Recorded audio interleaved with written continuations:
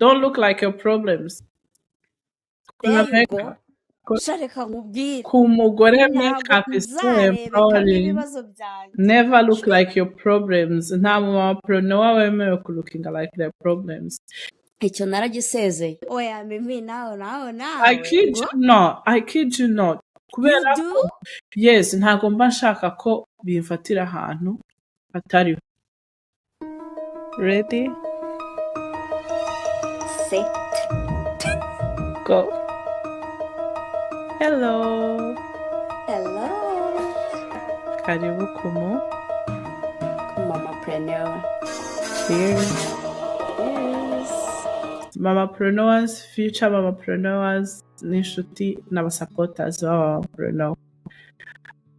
Aho muri hose, mu kazi, jikoni, mu modoka, mwegereza agakawa kanyu ka cyayi cyangwa utuzi dukonje ubundi muze twiganirire n'ikaze mu kiganiro cy'uyu munsi. mwiriwe ariko what are you celebrating today Mutubwire, we always want to know. Umuntu wa mbere bitubwire, tuzamuha aga surprise. yay cheers to today's achievement Cheers!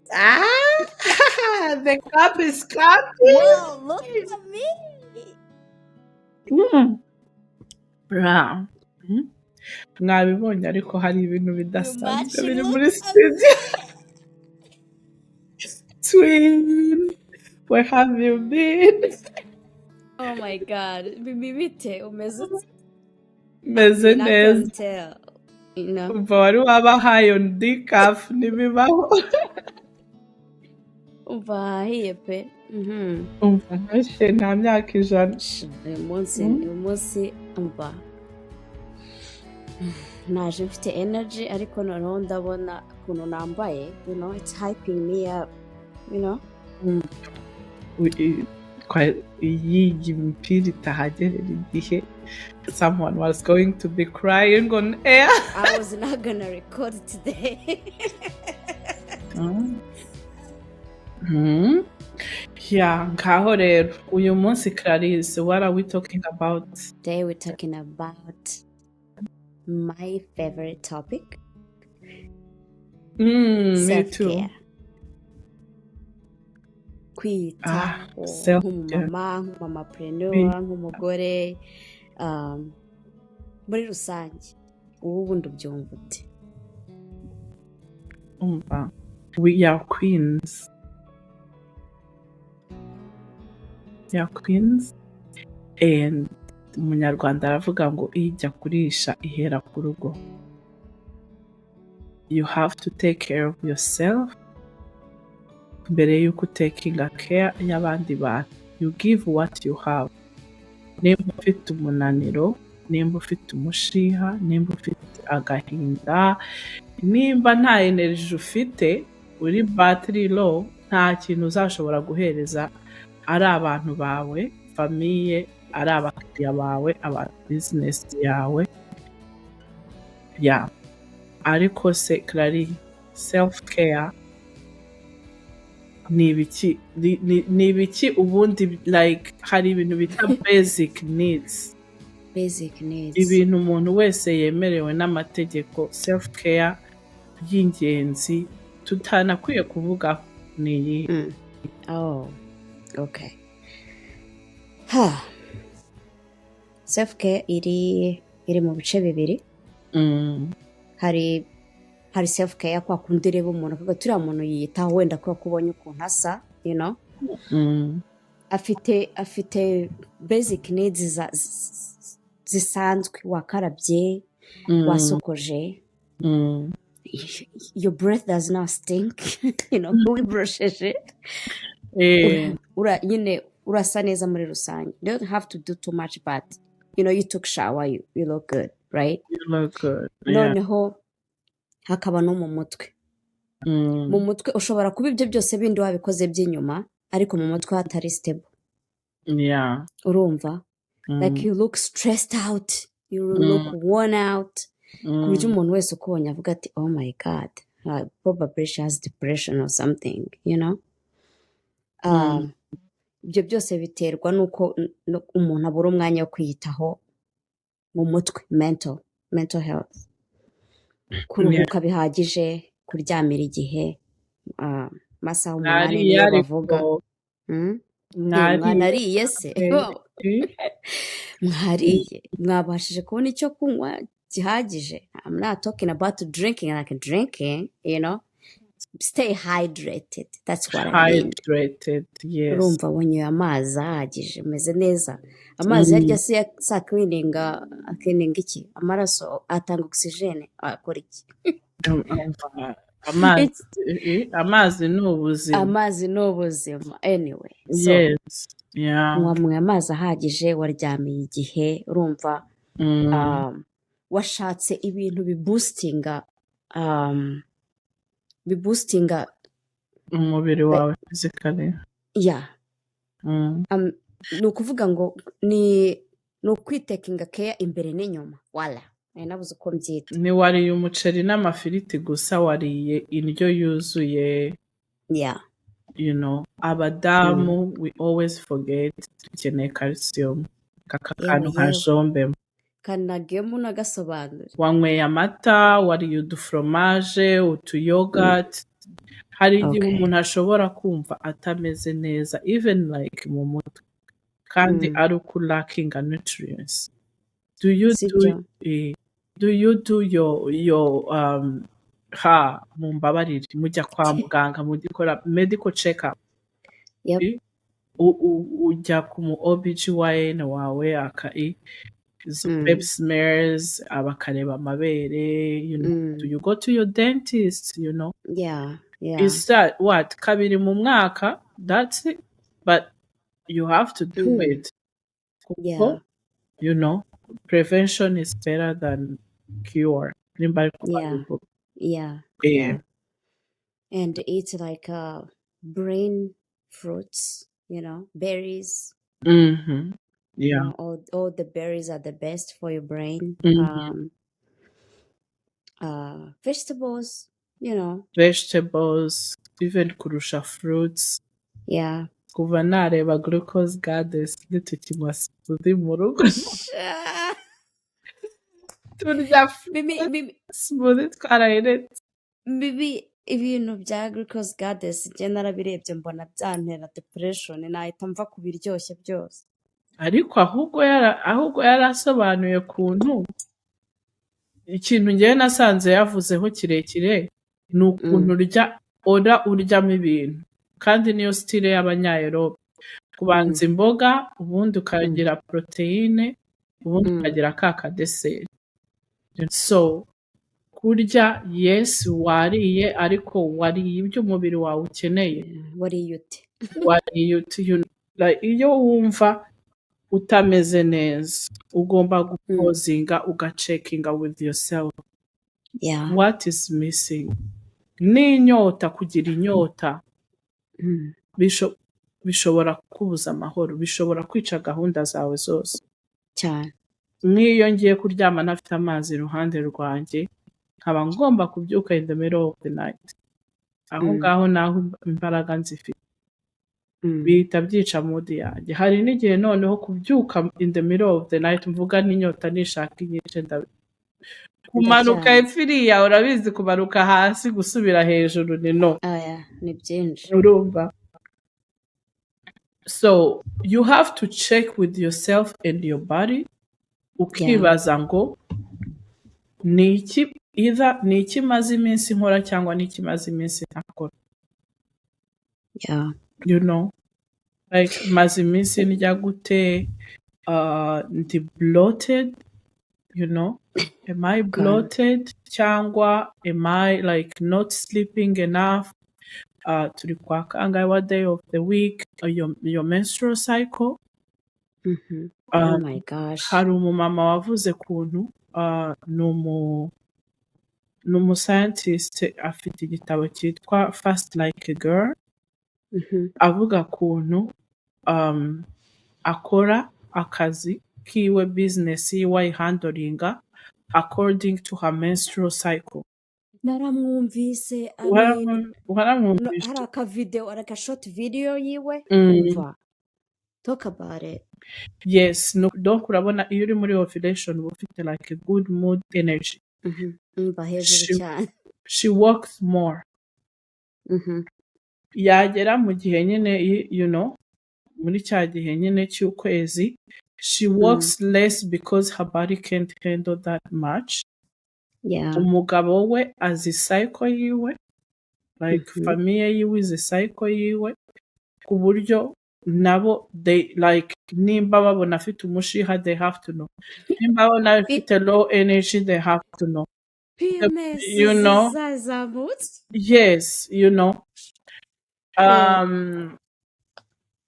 Akanavuga kuntu even all that with your cycle ari ukudayatinga ari working out, you have to do more or less.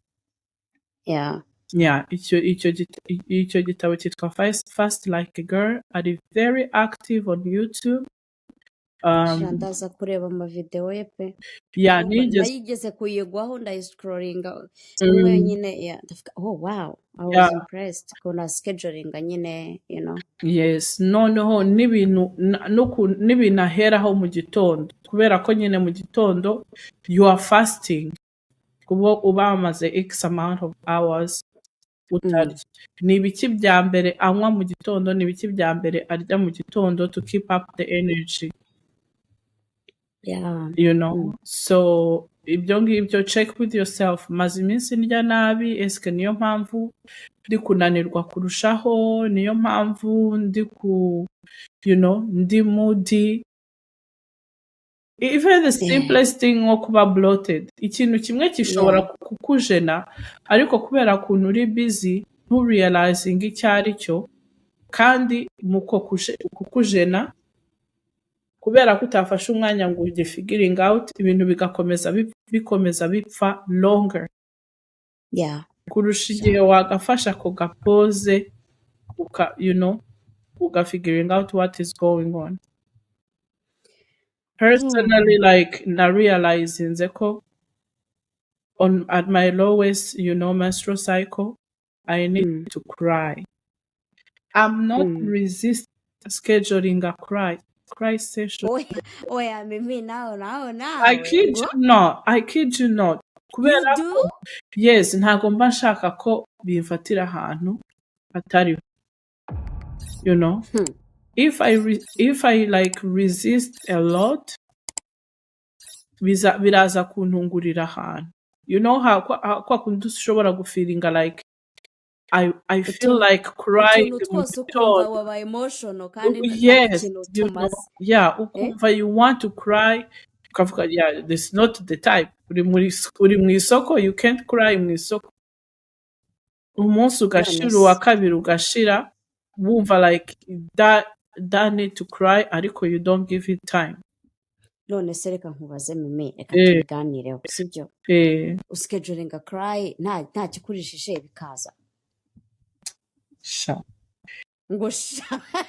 At the end of the, like, if I feel like crying for 1-2 days, at the end of the day nihaye umwanya mbere naravuga harya ubundi ni iki kiri kundiza, ariko I know now that it's like emotional outlet. Ni nk'ukuntu like isafuriya, urabona ka kantu utekamo icyayi, iyo amazi ashyushye ari kubira kuntu gasifura, you have to open it to releasing the pressure. How do you release pressure mu buzima bwawe? You know, for me, I feel like I need either to cry or to punch something. Opportunity yo gupanchinga something ntago nyibona. You know, ntago nyibona pe. Punching something or breaking something or throwing something or like so I cry. Okay. Yeah. I mean, ntago nakubwira ko state yo kumva ndi sensitive cyangwa ndi emotional. Ariko akantu ko guschedulinga cry ko ni danger. Impamvu nabikoze nuko umunsi umwe nari ndi kuva mu Rwanda turi gutravelinga from Rwanda to the US. Umva, I was sad. Urabizi iyo uvuye mu Rwanda iminsi ya nyuma how uba uri kwirukanka uri gukora ibintu n'ibiki byose. I was traveling with my daughter. Turatravelinga tugeze muri transit yacu muri US. Sanga ndi gutravelinga n'aka airline ka fake barambwira ngo carry on yanjye ni nini. Yeah. Urumva? Ni spirit Kigali. Bishobora kuba ari spirit. Yeah, no, twageze muri Amerika. Oh, iba spirit I'm not shocked. Ngo shyiramo ivalise yawe hariya ngo is too big. Urumva? Ndarira ndavuga nti never in my life will I ever cry. Mimi cyakoze stories zawe. Naragenze ndabona. Gusa nyine navuze ni sinzongera kurira imbere y'umwana wanjye. You know. Hano I live in an apartment. Impamvu schedulinga nuko I can't cry when my kids are around. You know. Okay. All right. So I don't know. Probably there's something more hormonal going on. I have to talk to my therapy to my doctor ubutaha. But yeah, what I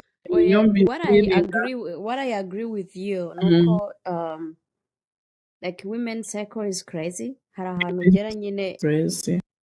So it's always rotating kandi the downtime is gonna come and imisemburo time yo hejuru nyine is gonna show up abantu bakajya bagira ngo wahiye kandi ntacyo wanyoye, you know, uri ku glowing uri kwiririsha. Yes, yeah, igiye mba meze nkaho maze gufata nka shati kandi nakira nabonye uri kwizana kandi patano igihumbi kwijana njye mba ndi hejuru yumva ndakubona. Ejo mu gitondo nkameze nk'isosi cyangwa spinach usize ku ipanu uri kugendana aga cloud hejuru y'umutwe wawe. Nta kintu nshinzwe.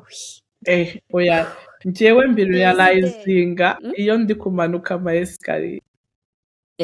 Iyo like mbere naravuga so what's happening to me, like kumanuka ama escalier mu gitondo. Hari umuntu wavuze ngo in your 30s ngo it hurts to wake up. Even sleeping hurts. Oh my goodness. Are you approaching a 40s? Cheers to you. Rumba. Hari igihe my body ivuga ati ntushobora kumanuka escalier, like urabona ko akunda umanuka ukuguru kumwe escalier mukundi. No, manuka escalier imwe nk'umwana uhagara. Shaba mama mwubahwe urumva. So I have to know those things. Ngafata my supplements, my vitamin C, B12, ngafata collagen, you know. Yeah, that's good. Yeah. You guys mwabyumvise nukuri abagore tugira ibintu byinshi urumva, noneho ubigize usanzwe uri busy, ufite business, ufite umuryango, ufite akazi, ufite shift eshatu, ufite, you know, ugeretseho n'ibisanzwe byawe byo kwiyitaho ubwabyo nabyo ntago ari akazi koroshye. Ntago ari akazi koroshye njyewe no gufata supplement nabyo mba numva ari akazi. Ikinini udasiba buri munsi, it's too much for me. Oya ntago mbikora buri munsi. Nanjye njyewe nkurikiza like what is going on. Do I feel too tired? I take vitamin C. Okay. Nimba ndi kumanuka escalier bikanga, I do my collagen for 2-3 days, even like checking on my skin, like how is my skin looking. And detox maybe once a month. Detox, yes, you know. Sleeping. Like sleeping and drinking, like ukoze ibyo bintu bitatu: sleeping, drinking and eating clean. Yeah. Usanga ukemuye ibintu byinshi. Ibyo ngibyo ubundi byakora umuti nuko nyine nyine birarusha n'ibyo navugaga, taking care of yourself bigusaba energy urumva. Ariyo mpamvu uramutse ubigiyemo utabipanze utabyigiye umutwe ngo umenye ukuntu bikora neza. Yeah. That's why we quit, ugahita ubivamo ukongera ukayoragura, urumva kuryama bikimesinga up, ukajya kuryama ubizi neza yuko telefone yanjye nyereka downtime ibiri scheduled. Social media zanjye ziba zifite limited time, ziba ziri scheduled. Telefone ikambwira ati time yarangiye. Yarangiye, yeah. Ariko hari ukuntu ugira gutya bikongera bikivanga, downtime ikaza, notification wayibona snoozing. Scroll, umva we scrolling for no reason, ukaryama utinze, ukabyuka wikubita hasi umutwe wenda kukwica. Ariko at the end usanga ari twebwe twihemukira. Byaratunaniye ariko ni ukugerageza. Ikindi, eating healthy. Shame wowe ndabizuzi guteka, ukunda guteka, uramira prepping, ukora ibintu byose ukabitereka hariya. Intentional. Ugomba kwincorporatinga. Excuse yanjye. Mba ndi kuvuga ati njye mfite umuntu ntekera narya health. Bizaba se. Nyine ntabwo bizaba, ndagira ngo nkubwire njyewe za excuse zanjye ibintu bitari realistic. So there is no way nzabona nanjye umukozi uzajya ntekera, mvuga njyewe mfite umukozi ubitereka akabiprepara, nabahora kuri diet, naba meze gutya ntago. Ariko here it's impossible. So we need to learn the environment turimo, ukabyigira umutwe. Muze dukopere mimi mw'abantu mwe tumiri prepping. Reka nkubwire, dukora utuntu turuhuke, twigana abantu kubaho neza, tumedite, twicare turebe akantu keza kadushimisha, duseke, wibwira amagambo meza, Have yourself, ushize naraposted, it's like umunsi wawe nimba utari kugenda, do makeup, don't look like your problems. There you go. Shareka nkubwire, ku mugore makeup is so empowering. Never look like your problems. Nta mama preneur wemewe ku looking like their problems. Icyo naragisezeye. None Clarisse, wowe ni iki kigukorera? Self care ukavuga ati ebana, how do you track, how do you sleep, ni gute wiyitaho? How do I track? Icyambere njye ntabwo njya nibabaza ibintu, ntabwo mbikomplika, nubyegereza umutima. Akareka share wapi. Ariko nanjye maze kubyiga. Siyo. Icya kabiri, making sure yuko ibintu byangombwa byihutirwa nabikuye mu nzira. Niba byavuye mu nzira, iminota nsigaranye mva nyibyaza umusaruro, ndayiha pe. I give myself time to have a life. Nareba movie, aya movie ntago nkiyireba, naba ngiye kukubeshya, nyireba gake. Urumva, I listen to music.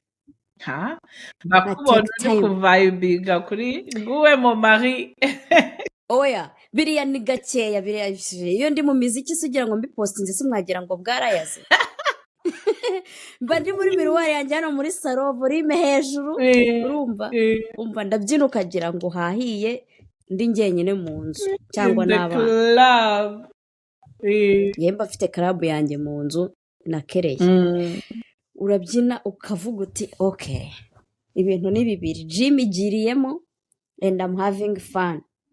Umuziki ni umuti, umuntu wahimbye umuziki kabisa. Umva umuziki no mu modoka yanjye, mu modoka yanjye n'umuziki birahenze kuruta kwishyura 150 rya session ya therapy. Umva nanjye imodoka yanjye, me, my car and my music, I get you.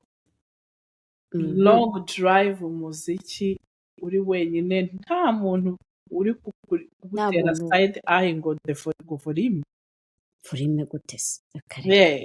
Anyway, so utwo ni uturi basic. ikindi nanjye iyo nsa nabi ntago bikunda. Iyo ni ukuvuga ngo iyo ubwanjye nirebye nkabona nta lipstick ndi kubona ntago biba biri gukunda. So I make sure ko at least nakarabye, nambaye imyenda imeshe, ibyo ngibyo like the basic thing. Ubundi nashyiraho lipstick sha wumve ngo isi ndayifite mba ndaha hejuru cyane. sinzi nimba inzu yawe ifite miriwari nk'iyanjye ariko guca kuri miriwari ukikanga that's iyanjye njyewe mfite igikuta cyose cyayo. nanjye saramanje igikuta cyose ni mirror. And then utwo nyine ni utuntu dusanzwe two kubositinga like energy zanjye Za like buri every munsi, single day yeah. za buri munsi ya ariko mentally I make sure ko ndiyedika nihere ndasoma ndasenga cyane mu mwanya nakagombye kuba ndi gukora meditation zisanzwe mba ndi gusenga cyangwa ndi meditation ariko like spiritual. mindful. There you go. Ikindi ngerageza nanjye gucekinga amasaha yanjye yo kuryama Yeah. cyane cyane iyo nzi ko mfite akazi kenshi, iyo nzi ko ndi busy bya bindi byahatari mbona ko ibintu bitari buze koroha, make sure ko I sleep good, nkaryama kare, nkabyuka ngakora ibyo ngomba gukora cyangwa se nkazinduka cyane, at least ngafata nap. Charge me as umunebwe, I don't care. Ariko if I could get paid to sleep, narikuba ndi umukire. Like nyine I love sleeping, I can sleep on command. Ariko nanjye sindyama. You know.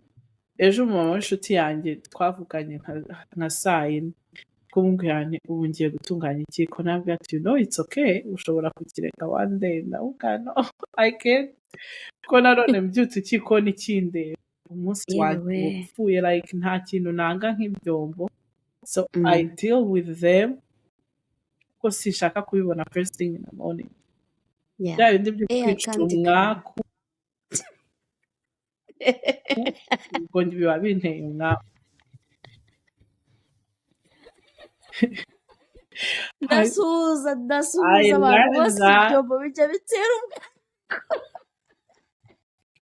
ibyombo bintera umwaku. Noneho ubu nsigaye ntekereza n'abana njye, nkatekereza ubusa umwana namanuka akabona ibyombo, you know, like how, like nsigaye numva n'umukobwa wanjye yabyutse ikiko n'igisa nabi, like bimwicira mood, cyangwa also like bitamuha like a good example, you know.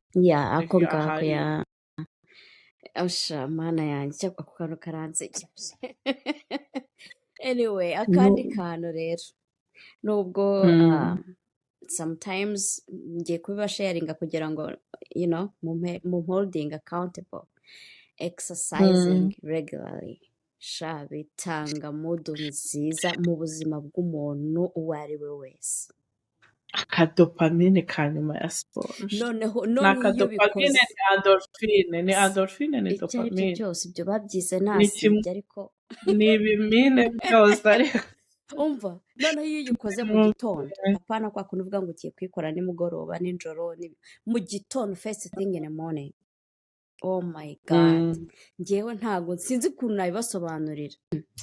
Iyo ndangije siporo yanjye nkagira gutya nkasohoka, abana bakajya muri bisi bagahita bacaho, nanjye nkaba nari mpagaze hanze nambaye tiriningi yanjye n'umupira, nkahita mfata umuhanda nkajya kwirukanka, cyangwa se nkahita manuka muri basement nkahita ntangira gukora udusiporo. Komana abapasono trainer muri kundeba mukeneye kuza nkabamamaza. Okay. Noneho rero ibyo byose twabyumvise, tips, tricks, uko ibintu biba bimeze hano hanze, ariko like I said, busy schedule. Umuntu ujya kubona bukwiriyeho uri kubiranduka mu buriri nk'uri kwikubita hasi nta n'iminota 15 wabonye yo guhagarara. Gasiporo kazakorwa ryari, ako gatayimu kawe ko kubyina umuziki uzakabona ryari, ako gatayimu ko kujya muri massage uzakabona ryari, wabwira iki ku bantu kuri time management kugira ngo finding the right spot yo kwitakinga care, ntibafiringe guilty ngo bavuge ati use ko ngiye mu cyumba kwifatira napo, nta feeling bad ati nsize abantu cyangwa se yarabonereranye. nk'uko twabivuze, icyo ufite n'icyo utanga. Aho kugira ngo mbe ndi gushihura abana banjye, nafata kanapu muri couch, abashyiriraho televiziyo, you charge me, ariko nap yarangira, icya mbere I will work faster, more effectively, kurusha naniwe. Iyo unaniwe uta umwanya, kandi wa mwanya udafite, So first rest kugira ngo uze gukora effective. Ask for help, delegate, uvuga ati umwana wanjye nshobora start with your kids. Umwana wanjye nshobora kumwigisha kubika ibyombo, nshobora kumwigisha gukubura, nshobora kumwigisha kumopinga. At the very age, these kids are very smart, Eske hari group on Harya na hiring umuntu akaza kunkorera iki because I don't have time to do it? Can I ask for my husband? Nubwo akora kana providing. Can I ask for my husband? Can I ask for a friend to stay with the kids? Nanjye umunsi umwe nkazamuha the same service, amugumanira abana akaruhuka cyangwa agakora ibyo agomba gukora, umutwe umwe wifasha gusara. Ikindi, time management for me is nibiki nshobora gukombininga, nibiki nshobora kureducinga. Nk'ubu ngubu I cook double.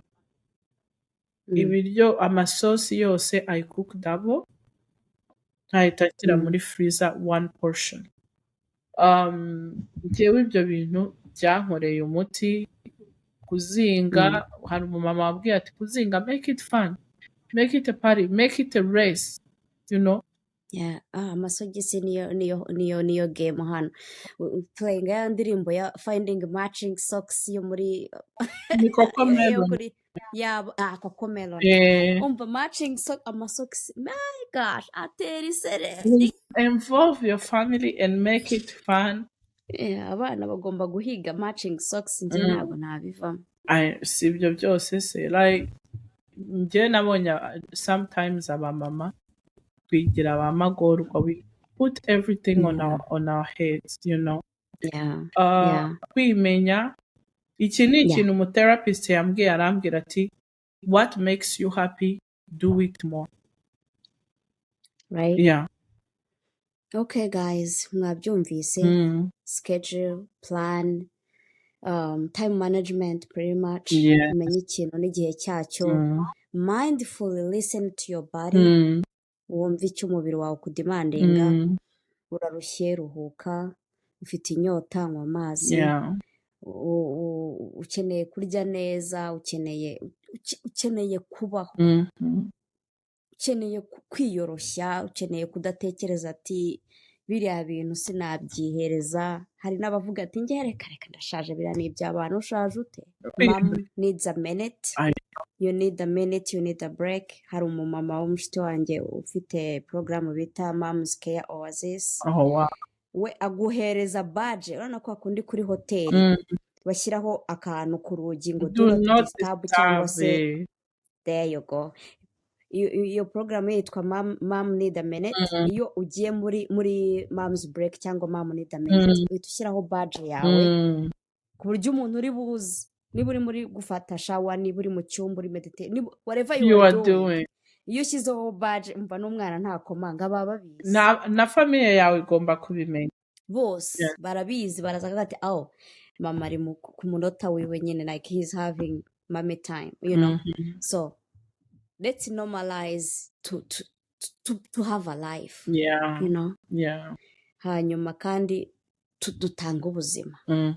Iyo umeze neza mu rugo bose baba bameze neza, nicyo navuga. Yeah. Yes. It really like bihera kuri wowe abatwumvishije batari abamama batari be part of it.